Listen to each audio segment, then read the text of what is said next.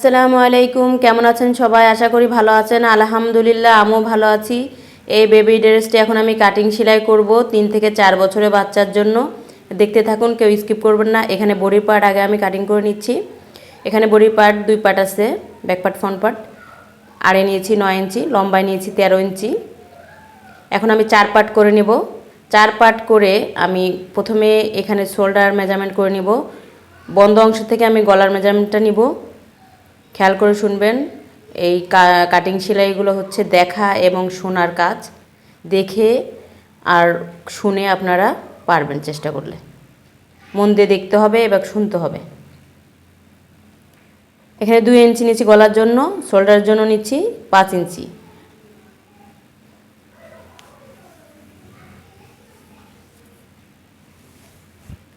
গলা মেজারমেন্ট করে নিচ্ছি। সামনের পিছনের গলা একই থাকবে, 3 ইঞ্চি লম্বা থাকবে, আর থাকবে 2 ইঞ্চি। এখানে গোল শেপ দিয়ে দিচ্ছি। গলাতে আমি পাইপিং দেব। এখানে আরমোলে কোনো এখন মেজারমেন্ট হবে না, এভাবে অ্যাঙ্গেল করে পুরোটা কাটিং করে নেব। দাগ দিয়ে দিচ্ছি এবং সাইডে 1 ইঞ্চি শেপ দেওয়ার জন্য দিয়েছি। এটা আমি এখন টোটাল কাটিং করে নিচ্ছি। খুবই সহজ এই ফ্রকগুলো, কিন্তু দেখতে খুবই ইউনিক।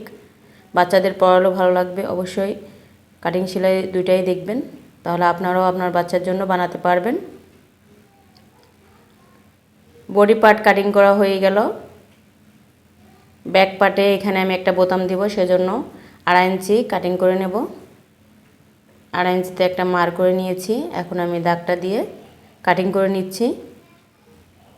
এটা শুধু ব্যাক পার্টে হবে, পিছন পার্টে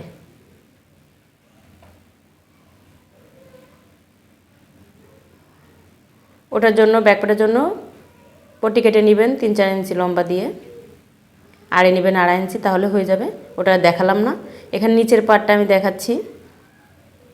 নিচের পার্টে আমি লম্বা নিয়েছি 12 ইঞ্চি, আড়ে নিয়েছি 22 ইঞ্চি। অবশ্যই দেখেছেন। এখন আমি 4 পার্ট করে নিয়েছি। এখন খোলা অংশ যে 4 পার্ট, ওইখান থেকে আমি 3 ইঞ্চি করে এখানে একটা শেপ দিব। শেপটা দিয়ে দিয়েছি। এখন আমি কাটিং করে নিলাম। নিচের পার্ট এরকম হবে, এভাবে কুচি হবে। আর এখানে পুরোটা, এখানে একটা কুচি পট্টি লাগাবো আমি। পুরোটা টোটাল সামনে পিছনে পুরোটা এক সাইড থেকে জয়েন দিতে হবে। তো সেলাইয়ের সময় আমি দেখিয়ে দিব।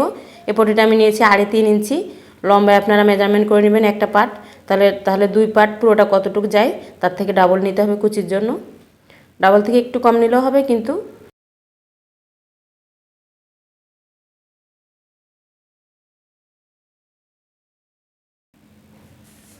এখানে প্রথমে আমি ব্যাক পার্টটা এই পট্টিটা জয়েন করে নিচ্ছি এভাবে।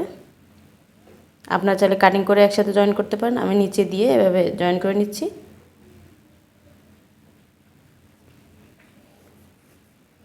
হয়ে গেল। এখন আমি কাটিং করে নিচ্ছি। বাড়তি অংশগুলো কেটে নিলাম। উল্টা সাইডে এভাবে নিব,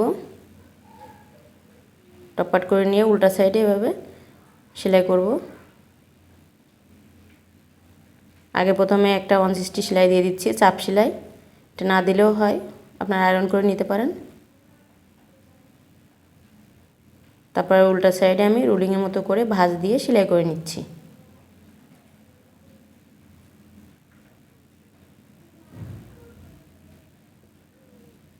আপনারা যারা এখন আমার চ্যানেলে নতুন আছেন, তারা সাবস্ক্রাইব করে পাশে থাকা বেল আইকনটি প্রেস করে রাখবেন। তাহলে এরকম কাটিং সেলাই ভিডিও আপনারা পেয়ে যাবেন। বাচ্চাদের বেবি ফ্রক, বাচ্চাদের ফতুয়া, প্যান্ট, বিভিন্ন রকম আইটেম পেয়ে যাবেন কাটিং সেলাই।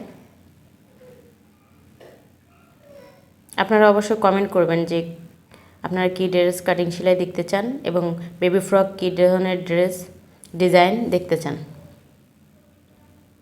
কথা বলতে বলতে আমি শোল্ডার জয়েন করে নিয়েছি। টপ পার্ট কিন্তু ভিতরে রেখেছি। এখন আমি টপ সিন দিয়ে দিচ্ছি। অ্যালাউন্স ব্যাক পার্টের দিকে আছে, নিচের অ্যালাউন্সটা।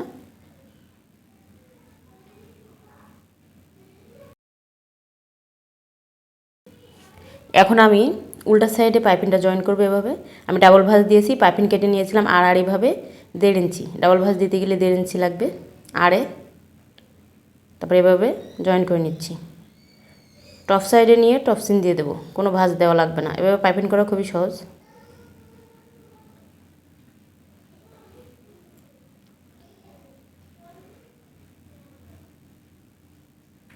প্রথমত যখন একটা ভাঁজ দিয়ে দিয়েছিলাম, লাস্টে মাথায় এভাবে ভাঁজ দিয়ে দেবো, বাড়তি অংশগুলো কেটে নেব।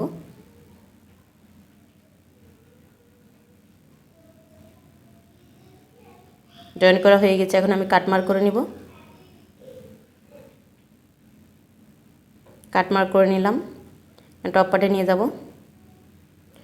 টপ পেটে নিয়ে এখন আমি টপসিনটা দিচ্ছি, দেখুন কিভাবে, কোনো ভাঁজ দেওয়া লাগবে না, শুধু এভাবে ভাঁজটা অ্যানাউন্স পর্যন্ত এনে এনে সেলাই দিয়ে দেবো।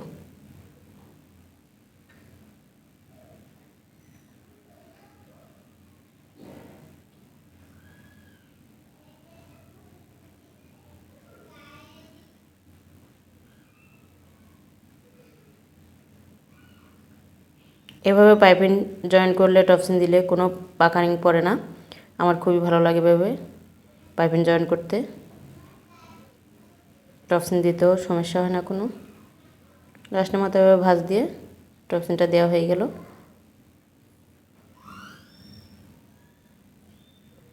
আপনারা গলাতে চাইলে পট্টিও লাগাতে পারবেন, অথবা পাইপিং জয়েন করে নিলাম আমি।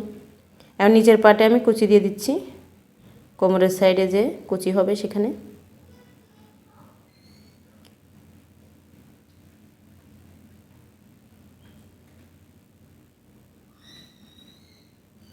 বডিতে যতটুকু আছে নিচের দিকে কোমরের এখানে উপরে পাটটা, বডির পাটটা, ওটার সাথে মেজারমেন্ট ঠিক রাখতে হবে, রেখে কুচিগুলো দিতে হবে। প্রথমটা যতটুকু আছে দ্বিতীয়টা এতটুকু করে নিতে হবে। বডি পাটটা রাখতে হবে টপ পাট করে, টপ পাটের উপরে কুচির পাটটা নিচের অংশটা রাখতে হবে। টপ পাট ভিতরের দিকে থাকবে দুই পাটেরই। তারপরে এভাবে জয়েন করে নিতে হবে। সেলাই থেকে একটু ভিতরে দিতে হবে, মানে সেলাইয়ের উপর দিয়ে, মানে একটু ভিতরে, যাতে টপ পাটে সেলাই দেখা না যায়। এখানে দেখুন আপনাদেরকে একটা জিনিস দেখায়, এখানে যদি একটু বড় হয়ে যায় তাহলে একটা সেলাই খুলে দিয়ে এখানে কুচি বসিয়ে দিবেন। আপনাদেরকে বোঝানোর জন্য এভাবে করেছি, যাতে আপনাদের একটু ছোট বড় হয়ে গেলে কোনো সমস্যা না হয়।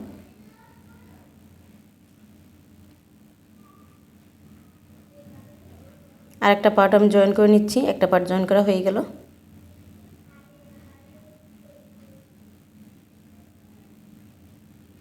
দুটো পার্ট জয়েন করে নিয়েছি। আপনারা চাইলে টপসিন দিতে পারেন, নাও দিতে পারেন, আমি টপসিন দিব না। এখানে আমি নিচে যে কুচি দিব, এই পট্টিটা অনেক বড় লাগবে।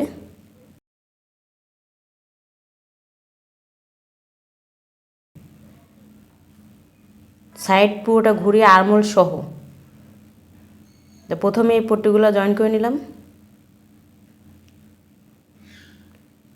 টপ পার্ট ভিতরে রেখে রেখে পুরোটা জয়েন করে নেওয়ার পরে এক সাইডে আপনাদের এরকম রুলিং করতে হবে, আমি একটু দেখিয়ে দিলাম। আরেক সাইডে এভাবে কুচি দিতে হবে।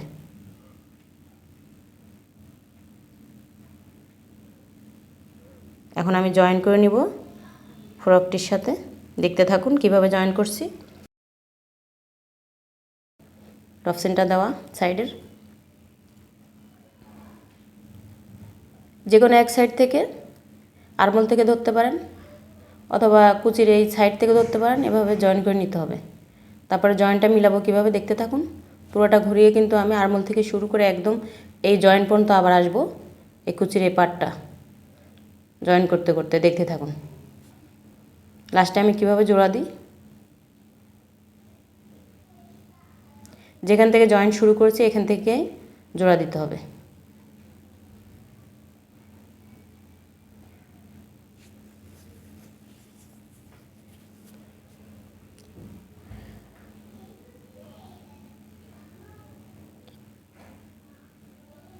এখানে একটু বাড়তি রেখেছি, একটা কুচি হলে হবে, না হলে কুচি না হলে এভাবে বসিয়ে দেব।